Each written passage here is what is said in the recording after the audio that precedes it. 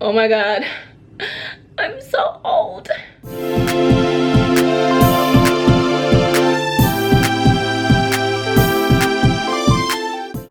Hey guys, welcome back to my channel. Okay, so today is actually my birthday, and I'm filming a vlog. Okay, so yeah, today's my birthday. I didn't turn anything. I just finished my first year of experience as a 21-year-old. Thank you very much. I actually didn't do anything today because I didn't want to. Like, I'm not really like massive on birthdays, so I kind of just... Kaniwa! Kaniwa! Anyway, yeah, basically I didn't do anything. So I was like, why not film a vlog? So I'm gonna go through 22 things that I've learnt in my 22 years of life. It's a pretty long time. So it's okay to ask for help. I come from like a culture where, like, you know, not many people will ask for help, or help is seen as like a sign of weakness. So asking for help isn't like, you know, it shows sort of lack of confidence or whatever. But something that I've learned at uni, and something that I wish I had learned, you know, before I finished, which is something that I sort of learned in my final year, is it's okay to ask for help. Like, it's okay to, you know, to not know everything. There's actually a saying that I always like turn to. Hold on, let me find it. He who asks a question is a fool for 5 minutes, but he who does not ask a question is a fool forever. Food for thought. Anyway, don't live your life in fear. I've always liked the world, and I've always liked like discovering things, and I've always been quite a curious person. But you know, I'm always sort of being told, oh, you're a girl, you're a woman, there's a gender bias in the world, like you can't travel alone. And like, okay, fair enough, like it's more dangerous for me to travel alone as a woman and as a female, but I can't live my life sort of being afraid that if I do this, this is gonna happen, because anything can happen. I could walk, you know, I could open my door and someone could run me over, do you know what I mean? Like, God forbid, but like, you can't plan these things and you can't control it. And every time you hop on a bus, every time you get in a car, you know that you're putting yourself in harm's way. So might as well enjoy yourself while you are at it. Tell people you love them, which is very hard for me, I'm not gonna lie. Like, I'm not like a words of affirmation kind of person. Like, I did my love language, and I'm a quality time and acts of service kind of person. So I will show people how I feel about them by spending more time with them, by, you know, doing stuff for them. But sometimes people like to hear the words, I love you, thank you, I appreciate you. You know, sometimes hearing those words is really nice, and like, you never know when it's going to be too late, and you don't, the one thing that you don't do is got to look back and, you know, wish you'd done something. Because for me personally, my biggest regret is any missed opportunity. Yeah, people are okay. People aren't that bad. I was the kind of person that, you know, if I saw any sort of trait that I didn't like in someone, I'd literally just, you know, cut people off. But the older I got, the more I understood that everyone has their own battles that they're fighting, and a lot of people are really good at hiding things, myself included. You show people what you want them to see. So before you sort of cut someone off completely, or before you judge someone, just understand that they're facing battles that you probably don't even know, or you probably can't even imagine. So, you know, be nice, you know, ask if they're all right. Time alone is time well spent. Trust me, this is my favorite one, because anyone that knows me knows that I like spending time by myself. Like, I'm not even joking. I could sit in my room for hours, no word of a lie, could sit in my room for hours and just do my own thing. And sometimes it's good because you can like, you sort of like regroup and like, okay, this is where I'm at, this is where I need to go. You can clear your head, you know, just being by yourself, you get to know yourself a lot more. And the same goes for relationships. So time alone by yourself, not just sort of like, oh, I'm gonna go to my room and be by myself kind of thing, but time alone as in general. Like, don't rush into relationships, don't rush into friendships. Like, take your time to actually get to know yourself and enjoy your own company and love yourself, because trust me, it's really hard to do. But okay, I know I said, you know, time alone, whatever, you know, you gotta spend time alone, but don't spend too much time alone. And once again, this is something that I've been victim to, because I get so used to being by myself that I get comfortable in my space. And when you get comfortable in your space, I'm going to speak from my own experience. I find it difficult sometimes to relate and interact with people because I've spent so much time sort of being by myself that I somewhat lose my social skills. So I have to kind of like, okay, like what's going on? And sometimes you start to feel like alienated because you spent so much time by yourself and everyone else has sort of gone about and done whatever they're doing, that you're kind of like, okay, so like, how do I act around people again, type of thing. So like, and I'm gonna be honest, like that's something that I sort of struggled with, that I got used to being alone, that I struggled in social settings and in social like environments. So yes, friendships are so important. I've had a history of like not great friendships throughout sort of my junior school, not so much my senior school when I was in Zim, because the girls in Zim were just amazing. They were so friendly, so nice. We had a sisterhood going on. I was not the nicest person back then, so I literally, I'm so surprised how I had friends. And then I moved to England and I really struggled to fit in, and I feel like because I'd moved around so much, like I didn't know how to like create long-lasting friendships, and I got to uni and sort of like struggled a bit there as well. But like, no word of my lie, in my final year, that's when I literally like cemented some of my friendships with some of the most amazing women I met, and they made me realize that your friends actually play such an important role in sort of shaping the person that you become. I had friends that were a true light in my Christian journey, and people that sort of asked me, okay, so what are you trying to achieve? Where do you want your relationship with God to be? And like, you know, by myself, I'm not gonna lie, I probably wouldn't ask myself those questions. I'll just probably read the Bible, go to church, you know, bada bing, bada boom, I'm a Christian. But now I actually have people asking me, okay, well, like, where do you want to go? Like, let's meet up and actually study the Bible. I have a few gems in my life, literally people that have built me, people that, you know, will call me out when I do things, people that are always there. Like if I need someone to talk to, I can ring them up and be like, hey. So, sort of like moving on from friendships, never underestimate the power of girl talk. Honestly, like, you know, in my final year, once again, so much happened in my final year. I feel like I really grew as a person.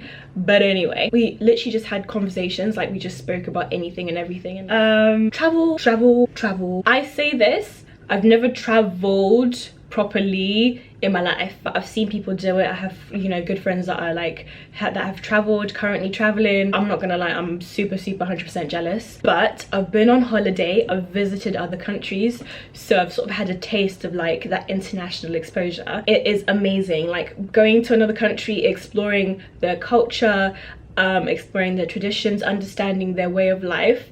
I feel like is the first step to breaking down a lot of the barriers that we have in the world. It's that first step towards empathy, and I feel like when you can empathize with someone, there's a lot of, I don't want to say a lot of peace, but like there's a lot of understanding, and where there's understanding, I feel like there are positive steps towards peace. Travel, you know, broaden your understanding of the world, go meet people, be culturally aware. I look at countries and I look at like different things that I could do, or like what they have on offer. I read the history, which is why I was kind of embarrassed in my Belém vlog when I got it wrong, because I actually researched it, but whatever.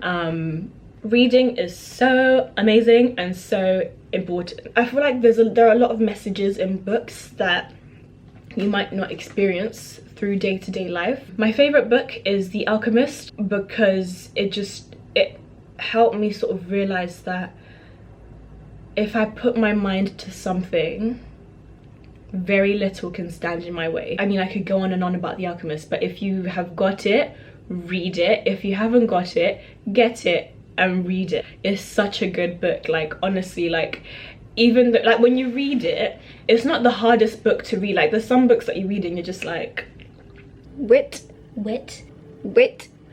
So yeah, I read it, and although it's not the hardest book to read, it has such a strong message in it. So The Alchemist, if you haven't read it, go get it, go read it. Your whole life can change in a split second. I've lost family over the years, and I've watched their surviving loved ones go through such a massive lifestyle change that I can't even begin to imagine, you know, what they went through, what they're still going through. But it made me realize that, you know, there's a lot of things that my parents do for me to prepare me for the future, and although sometimes like I'm just like, oh, I really don't want to do that, I understand where they're coming from, because life can change, boy. Like, it can literally, like, you won't expect it. I want to say be prepared, but you can never be prepared. Like, these things just happen, and the only thing that you need to be able to do is to pick yourself back up from it. But likewise, life can change positively. Do you know, I've seen people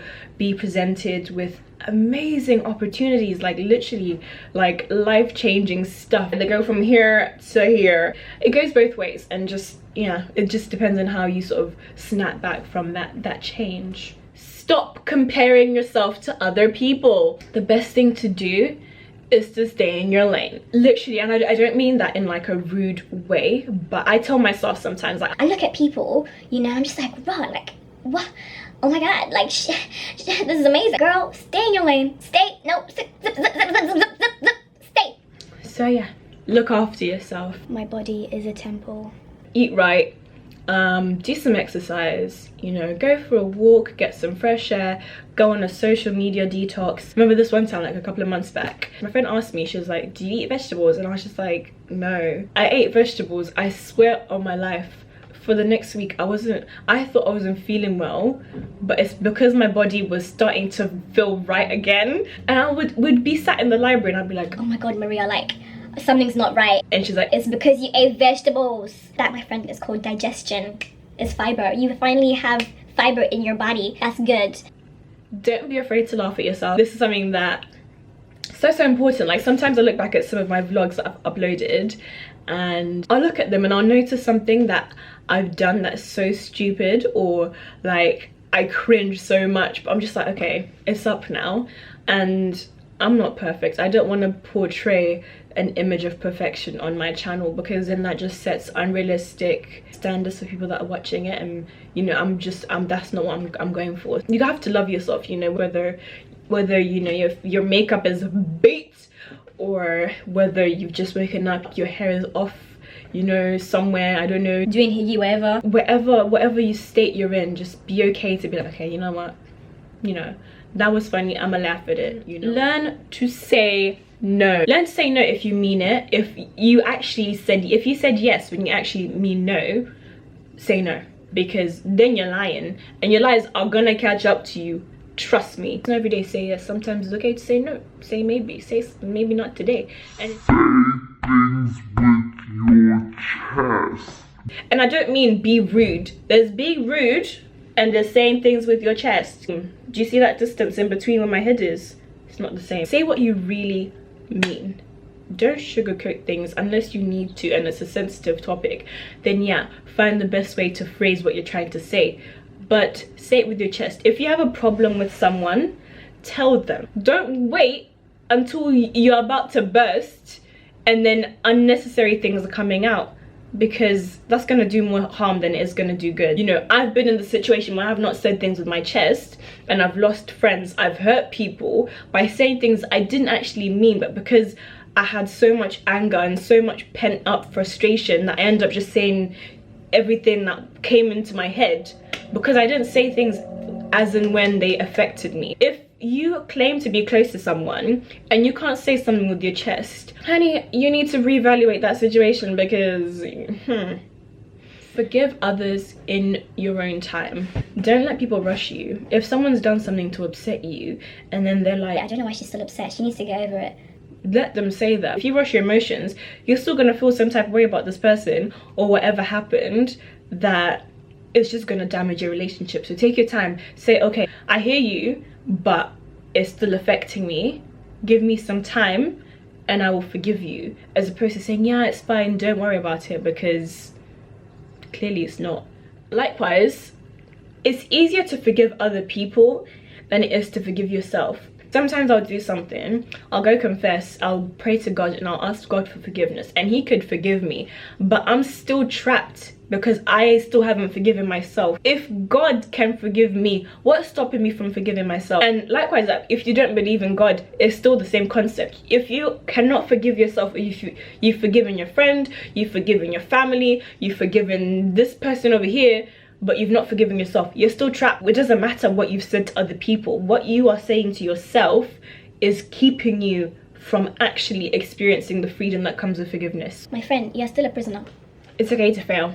And trust me, I failed many times. I don't just mean exams, I mean in terms of entrepreneurship, in terms of, you know, if you want to start a YouTube channel, if you want to do this, whatever. I mentioned this before, what matters is how you pick yourself back up from it. Failure for me has taught me so much about myself. It's taught me that I can handle a lot more than I thought I could, for starters. And secondly, I recognize where I went wrong, if that makes sense. Like, I learned more when I failed. I could literally like wing an exam and do well, but have I actually learned?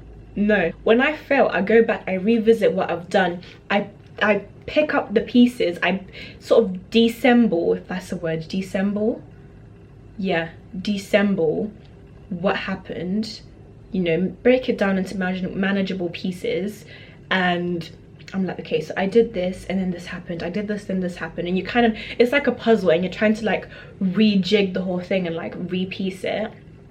And you learn more from that because you understand each component, and you're like, okay, if I'd done that, then this would happen. Yeah.